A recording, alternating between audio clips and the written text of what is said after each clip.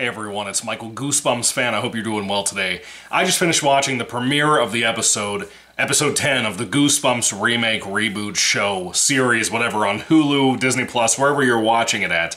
And this episode premiered today on, November 17th of 2023, and it's called, this time, Welcome to Horrorland.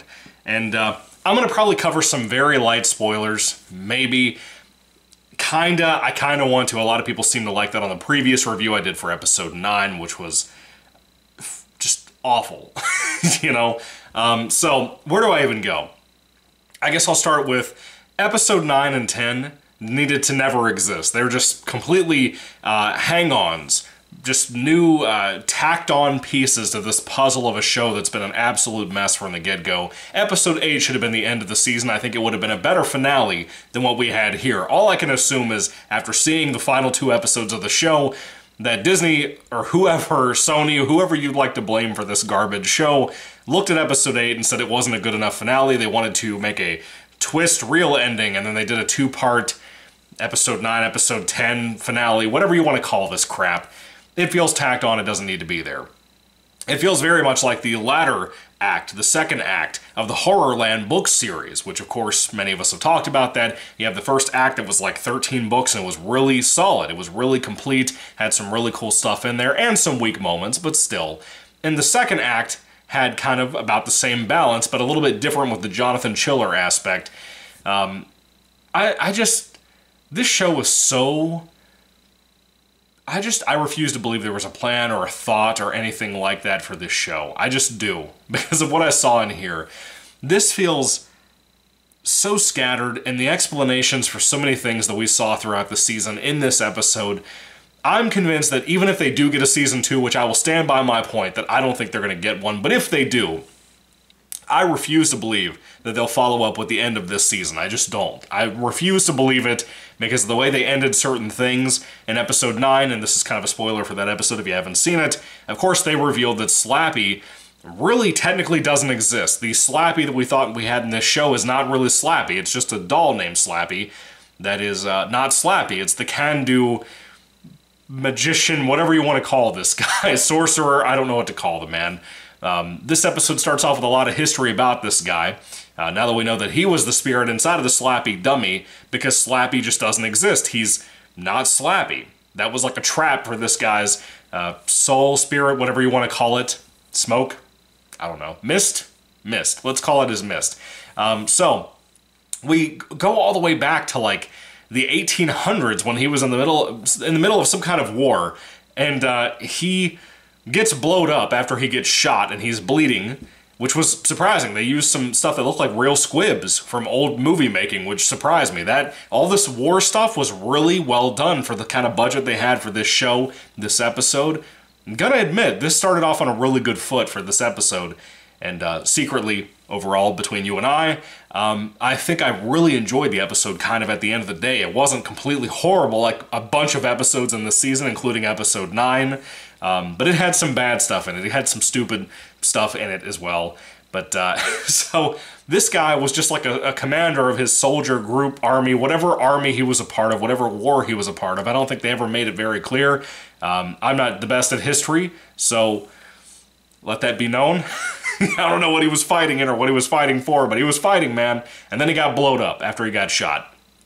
And he fell into, like, a hole in a wall, into the ground, and then found, like, these secret hieroglyphics on a wall that he read one and it immediately healed him. He read the word can do, which is what he basically went by from this point on, I guess. And it healed him up, and he basically became Wolverine, and he just lived from century to century, never aging, never changing, except for growing his hair out to look like Jonathan Chiller from the Horrorland books.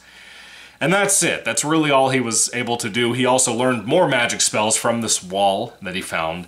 Interestingly enough, no one ever found the wall, I guess. But he's been able to do spirits and stuff, and apparently we get more history of him.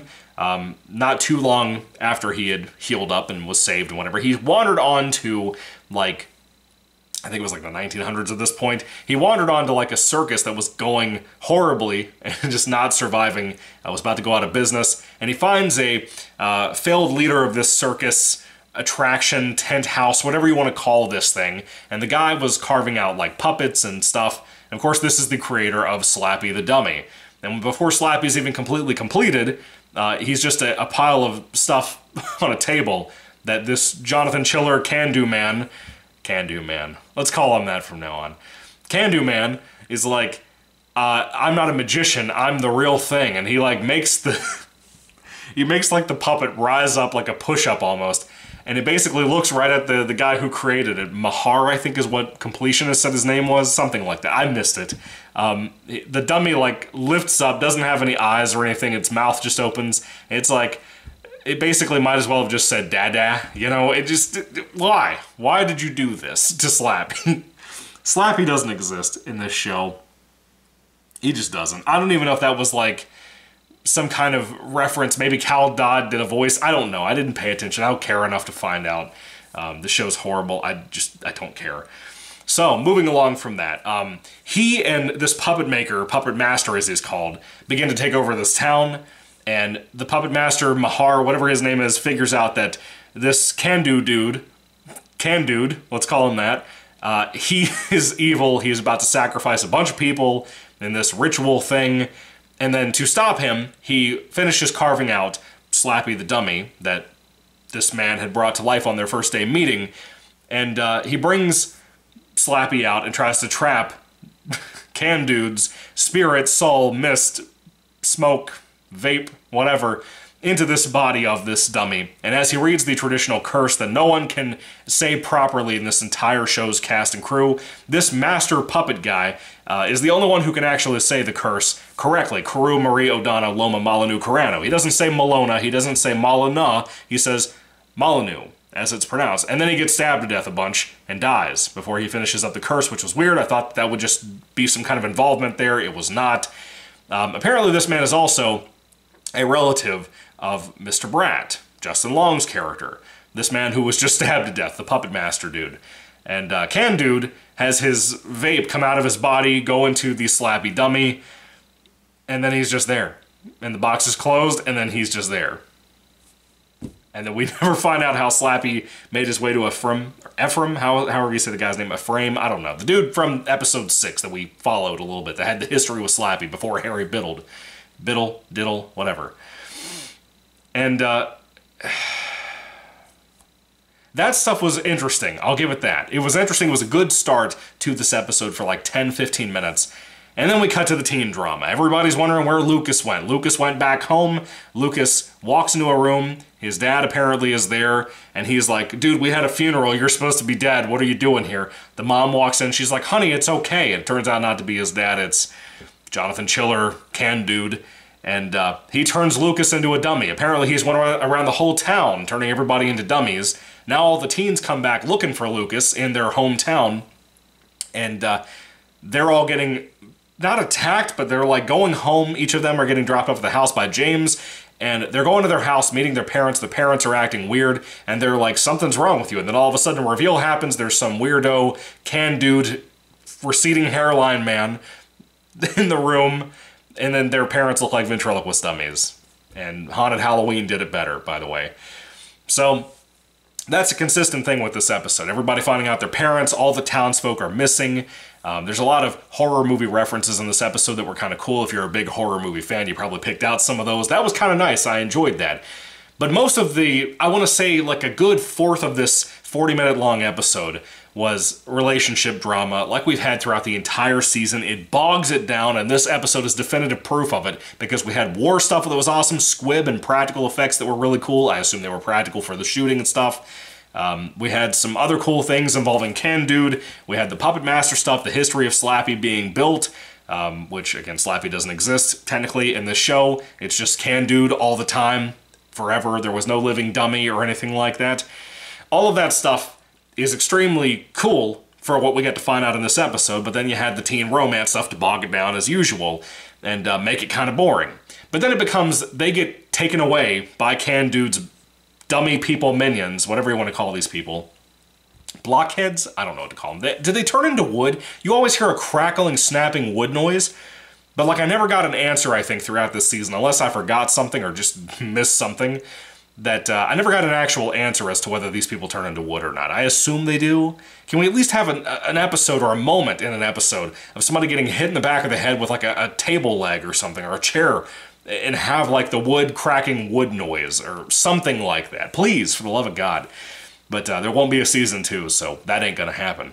Maybe there will be a book released to tell you about whether these people are made of wood or not, like a Star Wars extended lore or something.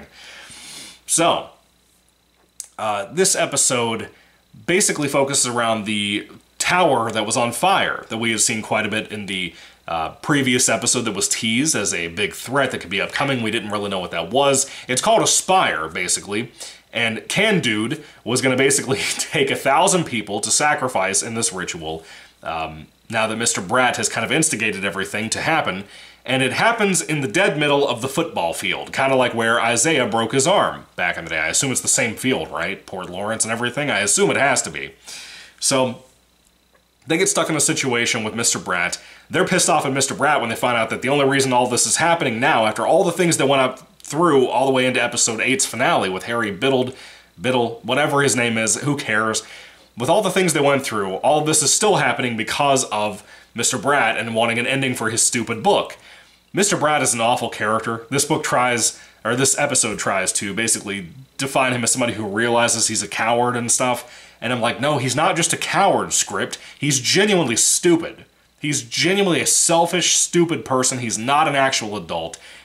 He's an awful character. They've ruined his character at this point, and I feel bad for Justin Long because he's a good actor. He deserved better, and this show wasted him through the entire season.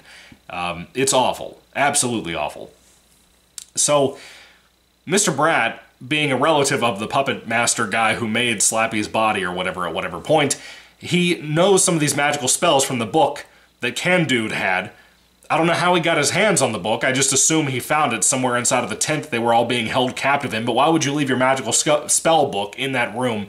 Doesn't make any sense. A lot of plot holes here. They basically tricked Can Dude into seeing a vision that they had actually set the spire of 1,000 people, which are filled with people like all of the teens' characters' parents. They were all supposed to die as a sacrifice. And apparently Can Dude thought that the group of teens would be all down for his plan because of the things they had seen in the first 8 episodes of this show, which made no sense to me on why he would think that they would be on his side. It's not written in a way like, oh, he's just crazy. No, it was like, you're supposed to understand where I'm coming from. And the characters are like, no, sir, we don't understand where you're coming from. And he's like, I am Beethoven. I don't understand why you don't understand where I'm coming from. And then they were like, I don't understand where you think we should come from about your opinion about anything about us. And it just got annoying. And it made no sense, and it was dumb. Really, really, really stupid and dumb. And so I just moved on. I just kept going and decided to leave that little thought all the way back behind me and just progress through the episode because I wasn't hating this episode, like I said. It's mediocre. It's not the worst of the season, obviously. There's a lot more episodes I hate, like the Haunted Mask episode or episode 9 before this. This one, it's not a complete fumble, but it's not really good, per se. It's just mediocre, you know? The special effects are cool. Music sucks, like usual.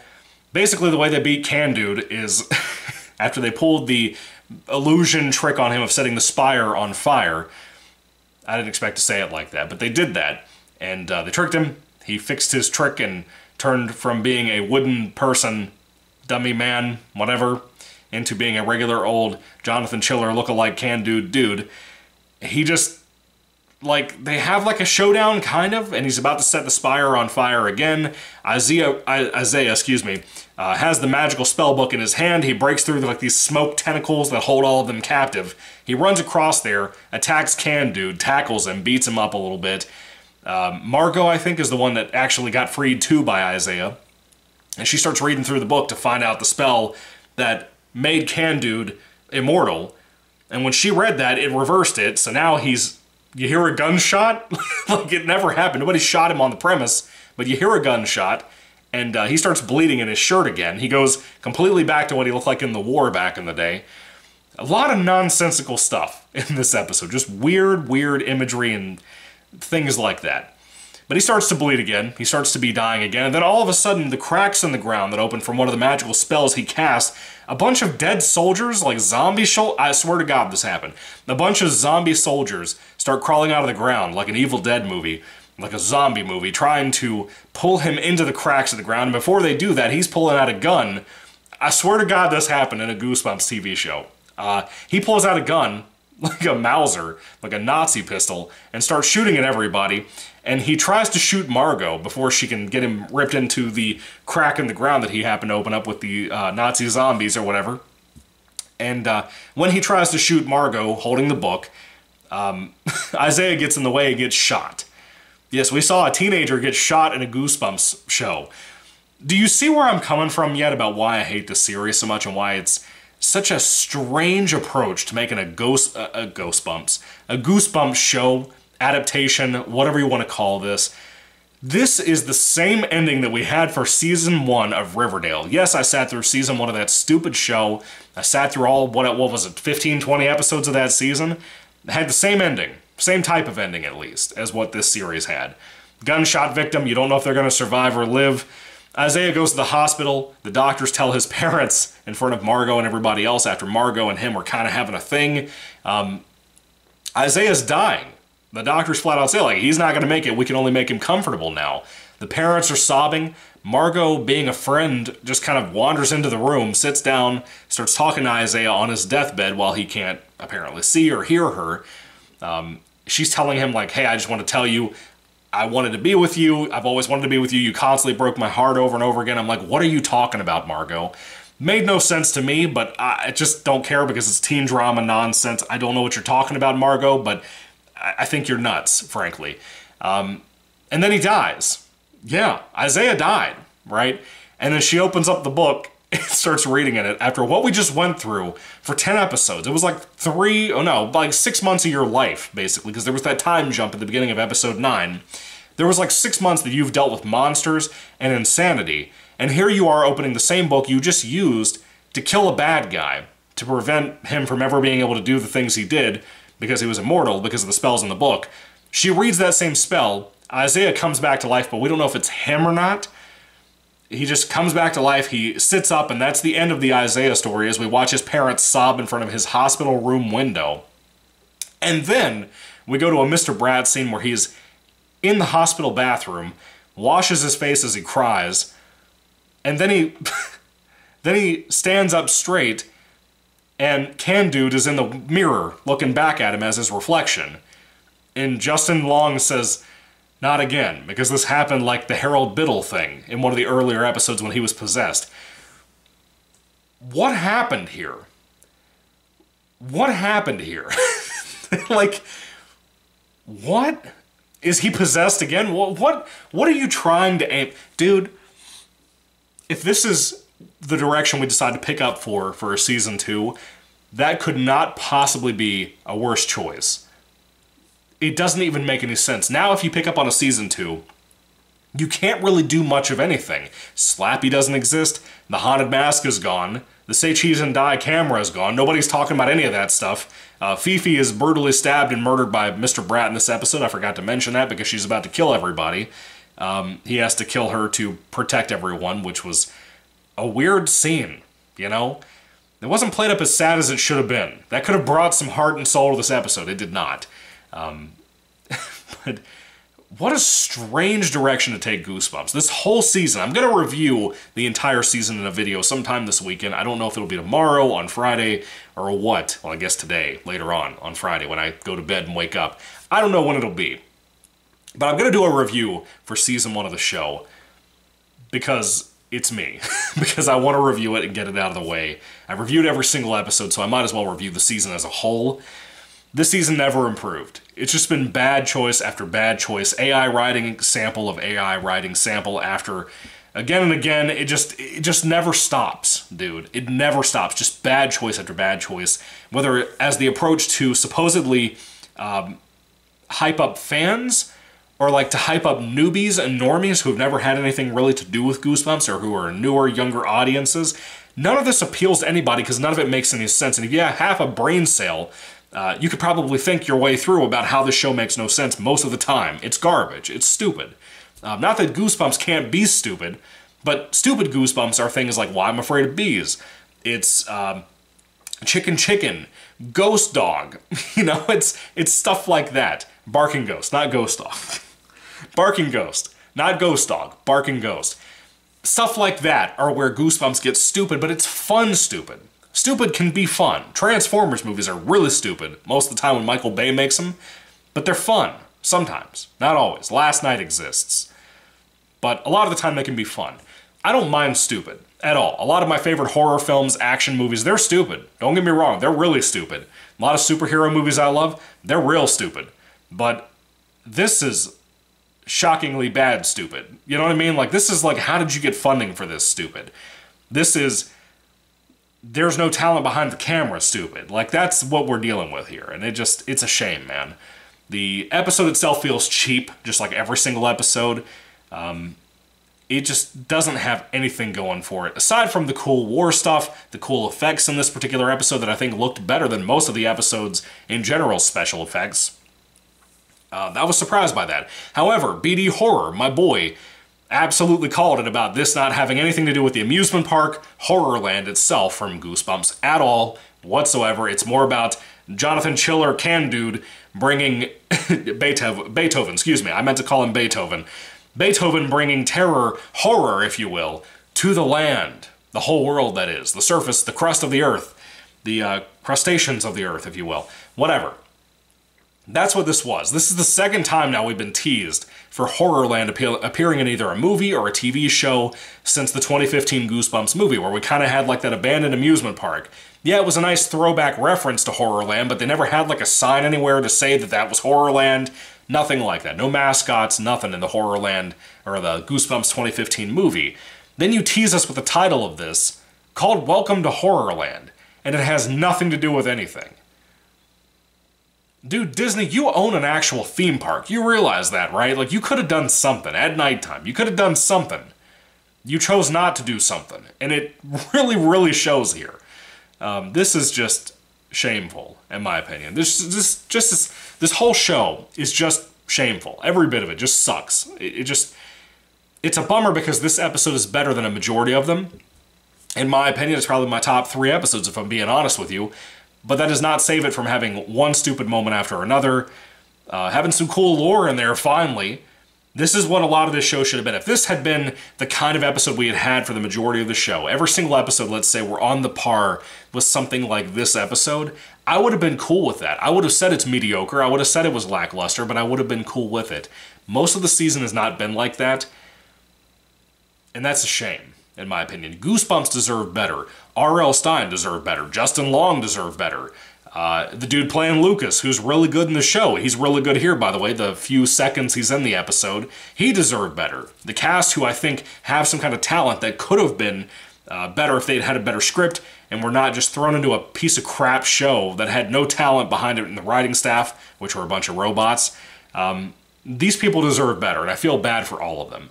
But this is what we got, and it sucks. So, I don't have much more to say. Again, Season 2, why would you pick up on anything this season left off on? Why would you pick up with anything this show had to do with this season? It is just, I don't see why you'd do that. You can't use Slappy, like I said. Nobody wants Haunted Mask touched again. I can see that in the air right now. Nobody wants that even slightly glanced at from this show or this series or this company anymore.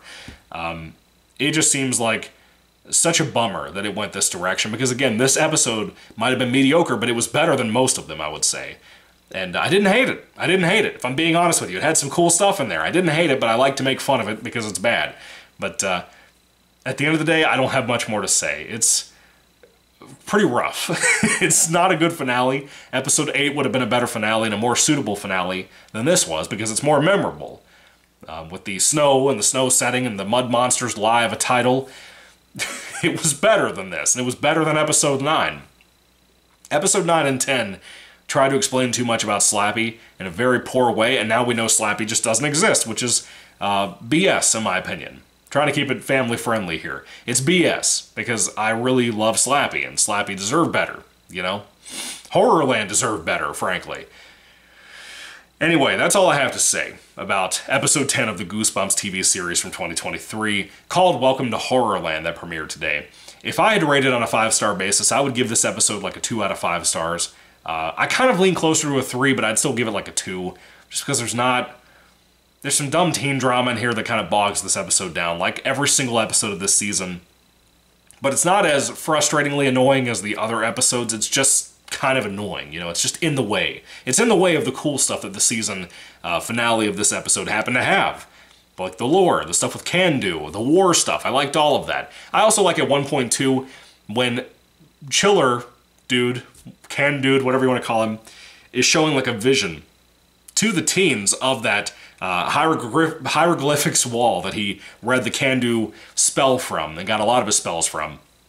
When he's reading that off, he talks about that wall being the key of bringing monsters and demons and all of these things, ghosts, creatures, to life. I'm assuming you're hinting that if you make a season 2, you're going to bring monsters from that wall into the world. So does that mean like we're going to have monsters like, I don't know, Saber, Haunted Mask, which already exists? Did the other creatures in this show, like the Cuckoo Clock of Doom, was that a mechanism that was crafted on that stupid wall? Is that what we're talking about here? Did that come from the spells on that wall? Was that an ancient creature, demonic cuckoo clock that was read from that wall? What are we hinting at here? And where did the possessed items come from into the show? What is the actual execution of how those entities and those items exist not only in Mr. Brad's possession, but in Harold Biddle's possession? Are they tied to Harold Biddle and his revenge spree as an evil spirit? Or is it tied to this guy, Can-Dude, and Slappy, whatever you want to call him? None of this makes any sense when you think about it, you know? It's all dumb, and it comes from people without talent who didn't know what they were doing, who are not fans of Goosebumps as far as I'm concerned. As creators, they lied to you, just like Rian Johnson lied about being a fan of Star Wars, and I will always hold to that as long as I live, because Disney seems to bring people in and believe them when they say that. So anyway, 2 out of 5 stars. It's like a high 2 out of 5, though. It's like closer to a 3, as I said. I want to make that very clear. It's a frustrating episode, because if the rest of the season had been like it, it would have been fairly watchable, I think, because this is a watchable episode. But I'm not a diehard. I look at this the way I look at Trilogy. I'm just not a fan. Being honest with you, I will never watch Season 1 again. I've said that a bunch of times, too, in previous episode reviews, and I'm thankful it's over with. I'm thankful I never have to talk about this again, and I never will. Never will. Aside from the Season 1 review I'm going to do. But I stay with what I said earlier. This ain't getting a Season 2. I refuse to believe it. I don't care what anybody says.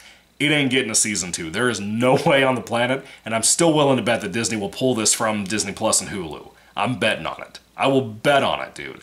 I've heard bad things about Just Beyond. I've heard bad things about Willow. I refuse to believe that they're as bad or as stupid as this season was. I refuse. I refuse, dude. Anyway, what did you think about Season 1, or Episode 10 specifically, I guess in this case, of the Goosebumps 2023 show? Did you love it? Did you hate it? I'd love to hear everything you have to say about it down in the comments section down below. Sorry for a lengthier review. I just had to get my feelings out tonight and get this over with. I think I've been talking for like 40 minutes. I don't know, maybe longer. Anyway, thank you all for watching, guys. Thank you for sitting around, for those of you who have, through all 10 of my episode reviews.